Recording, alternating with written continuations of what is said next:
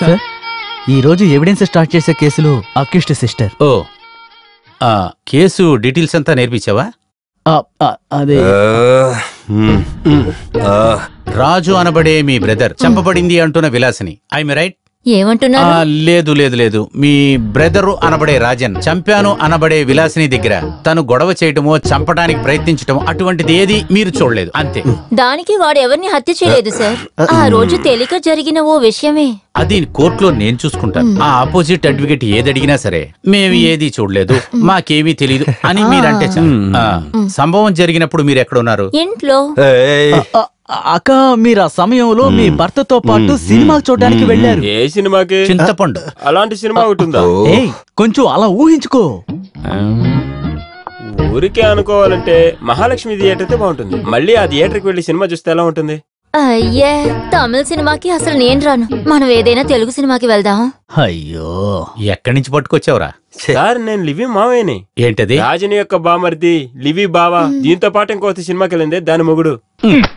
మీరు సినిమాకి వెళ్లేటప్పుడు రాజన్ ఇంట్లోనే ఉన్నాడు. సినిమా అయిపోయి ఇంటికి వచ్చిన తర్వాత విలాసిని పొడి చేసి ఇంటి ముందు పడిపోయి ఉంటాం చూశారు. ఇంతకు పైన మీకేం తెలీదు, అర్థమవుతుందా? హలో, మీ పేరేం చెప్పారు? రజని. నేను రేపు రజని ఇంటికి వస్తాను. ఆ స్పాట్ అంతా కొంచెం చూసి పెట్ట.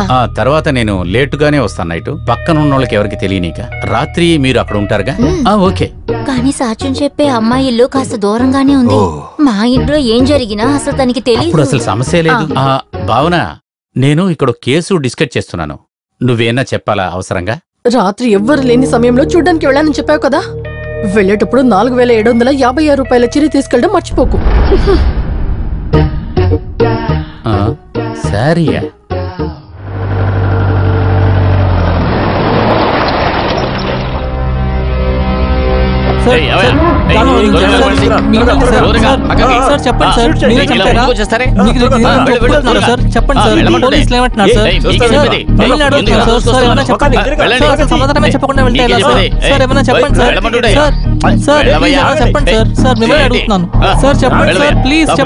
నేను చెప్పిన విషయాలన్నీ బాగా గుర్తున్నాయి కదా. ఇకపైన ఏదైనా సరే. ఏడ్చిన పరువు తీమాక మన అడ్వకేట్ నన్ను ఈజీగా బయట తీసుకొచ్చేసాడు. సరేనా సార్? తెల్లారగానే కటింగ్ చేస్తావా? రండి వెళ్దాం. రా రా రా. Sir sir sir sir accused కి జామీన్ దొరుకుతుంది అనుకుంటున్నారా? అంతా కోర్టు డిసైడ్ చేయాలి. రా రా రా. తమ్ముడు, ఇటువైపు మాకు చూపించు. వాళ్ళని ఎందుకు డిస్టర్బ్ చేస్తున్నావు? ఆయన చాలా బిజీగా ఉండలేరు కదా. నన్ను అడుగు, నేను చెప్తాను.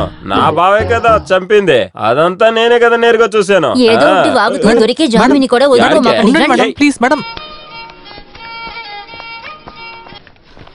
సార్, ఏంటయ్యా? నేను కొంచెం ఇంటికి వెళ్ళాలి. ఈ టైంలోనా? ఏం లేదు, ఒక పెళ్లికి వెళ్ళాలి. పెళ్లి కోసం కొన్న చీర డ్యామేజ్ అని ఇంటికి వెళ్ళిన తర్వాతే తెలిసింది సార్. నేను దాన్ని బిల్లు ఎక్కడో పెట్టి మర్చిపోయాను. కానీ పర్వాలేదు, అడ్వకేట్ అని చెప్పగానే బిల్లు లేకపోయినా పర్వాలేదు, తీసుకురండి మార్చిస్తామన్నారు. నేను వెళ్ళిరాను. ఈ బిల్ అమౌంట్ అనేది 4866 రూపాయలు వస్తుందా? ఎలా తెలిసింది? నాకు తెలుసు, నాకు కరెక్ట్ గా తెలుసు. అందరూ రండి, అందరు రండి. సరే సార్. ఏయ్, నువ్వెక్కడికి వెళ్తున్నావే? కాస్త త్వరగా వస్తారా?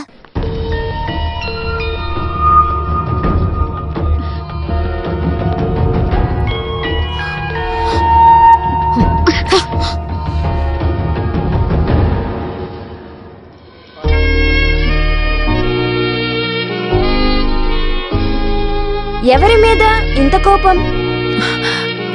మాయా, నువ్వెప్పుడొచ్చావు? డోర్ తెచ్చే సౌండ్ కూడా రాలేదు. నేనంతే, అవసరం వచ్చేటప్పుడు పిల్లిలా దాక్కుని వస్తాను.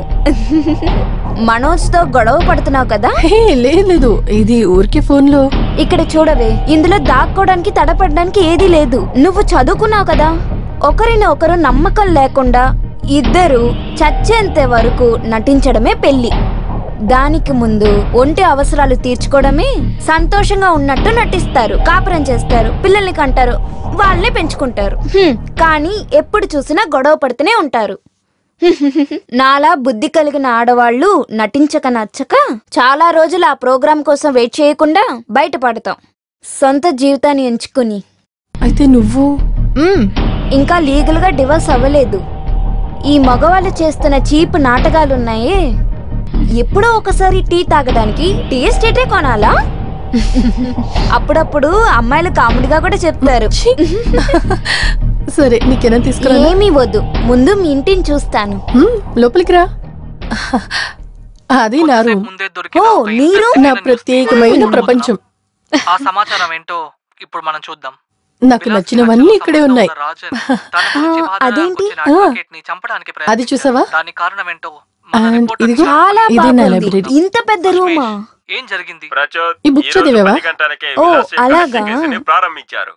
రాజా తరపున వాదిస్తున్న మిస్టర్ మనోజ్ కుమార్ ప్రాసిక్యూటర్ అయిపోయిన తర్వాత ప్రారంభిస్తారు. ప్రాసిక్యూటర్ కి సహాయం చేస్తారన్నట్టుగా వార్తలు వస్తున్నాయి. రాజానికి ఎదురుగా ముఖ్యమైన విషయాలను బయటపెట్టనున్నారు. తర్వాత జైలుకి తీసుకువెళ్లడం కోసం రాజాన్ని వెనపక్కగా తీసుకువెళ్తుండగా ఈ సంఘటన జరిగింది. జరిగిన అది ఆయన రూమ్. అడ్వకేట్ మనోజ్ గారు ఇప్పుడు చెప్తున్నారు, అది కూడా విందాం. అడ్వకేట్ మనోజ్, అసలు ఏం జరిగింది? ప్రాబ్లం అంతా ఏమీ లేదు. జామీన్ దొరుకుతుందని అనుకున్న ఒక కిస్టు, అది దొరకకుండా పోతుందనే డిప్రెషన్. నేను ఈ జామీన్ గురించి డీటెయిల్ గా చదివి నేను ఆయనకి జామీన్ ఇప్పించేటప్పుడు ఈ ప్రాబ్లమ్స్ పోతాయి. సమాచారాలు బ్రేక్ అదిగో నాకు తాళి కట్టిన మనిషి. అదేలా ఒక కేసుని బాగా చదివి ప్రిపేర్ అవ్వాల్సిన టైంలో మనసులో వేరింకేదో ఉంటుంది. నువ్వు అనుకునేటట్టు మనోజ్ తప్పుదారిలో ఉంటే అది తన ప్రొఫెషన్ మాత్రం బాధ పెట్టదు, అది నీ పర్సనల్ లైఫ్ కూడా చాలా బాధిస్తుంది.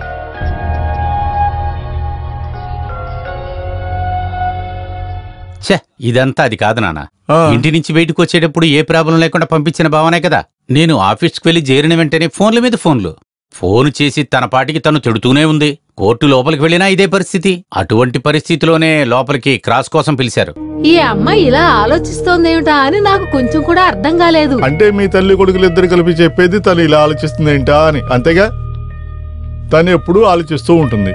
అలాగైతే నీ భార్యను తీసుకెళ్లి ఎవరైనా ఒక డాక్టర్కి చూపించొచ్చు కదా. ఆమె ప్రాబ్లం ఏంటో అతనే కనబడతాడు.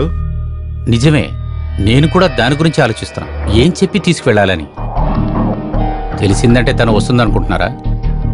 రిజిస్టర్ ఆఫీస్ లో కేవలం వ్యవసాయానికి పనికొచ్చే భూమిని, ఇల్లు కట్టడానికి పనికొచ్చే భూమిని చెప్పి వాళ్ళ దగ్గర డబ్బులు తీసుకున్నవాడే కదా నువ్వు. మరి అంత క్రిమినల్ మైండ్ ఇక్కడ అవసరం లేదు. మీరేంటి మాట్లాడుతున్నారు? మీరు ఏదో ఎదురు చూసి మాట్లాడుతున్నట్టుగా ఉంది. నాకు ఇంకా నీ కొడుకు మీద పూర్తిగా నమ్మకం లేకపోవడం వల్ల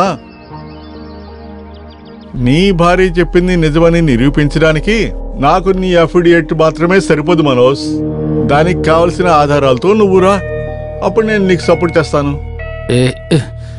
ఏం చెప్పి నమ్మించాలి? తను బాధపడి చెప్తోంది, అబద్ధమేం కాదు, అది నిజమే. నిజమే కావచ్చు, కానీ అబ్బాయి పక్కన మనం ఉండాలి కదా. మనము వాడు తప్ప సొంతమని చెప్పుకోవడానికి ఆ అమ్మాయికి ఎవరున్నారు చెప్పు? అలాంటప్పుడు నేను వీడికి సపోర్ట్ చేస్తే తనకు ఎవ్వరు లేరని ఆ అమ్మాయి బాధపడే అవకాశం ఉంది. అలా జరగకూడదు.